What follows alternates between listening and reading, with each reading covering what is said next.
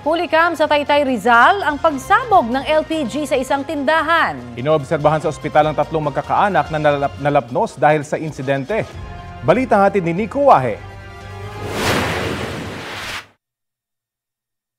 Tila may kinukumpuni ang dalawang lalaking nasa tindahan umaga noong March 28 sa Barangay San Juan, Taytay Rizal. Ilang saglit pa, may umusok, saka sumabog at nagliyab ang tindahan. Dali-daling lumabas ang mga nasa loob. Agad ding rumisponde ang mga residente. Dumating din agad ang mga bumbero. Tatlong magkakaanak ang nasa loob ng tindahan na mangyari ang pagsabog. Kabilang ang 54 anyos na babae, anak na lalaki at isa pang lalaki na 21 taong gulang.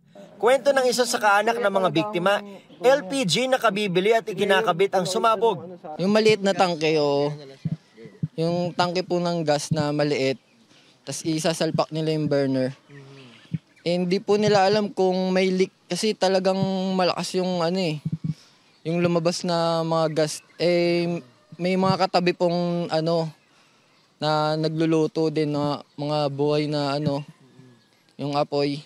Tas nung sumirit, kabibili lang po talaga kaya sobrang lakas ng pagsabog kasi sobrang dami ng laman.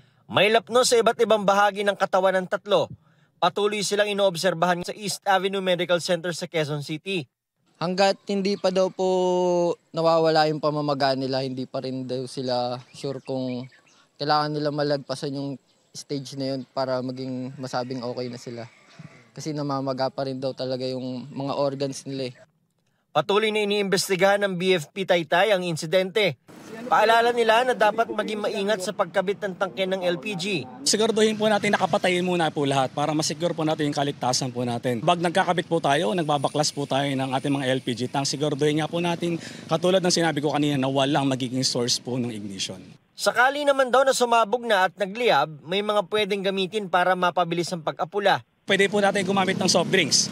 Kasi po yung pressurized, then carbonated po siya. Pag inalog nyo po yun, makakapatay din po siya ng apoy.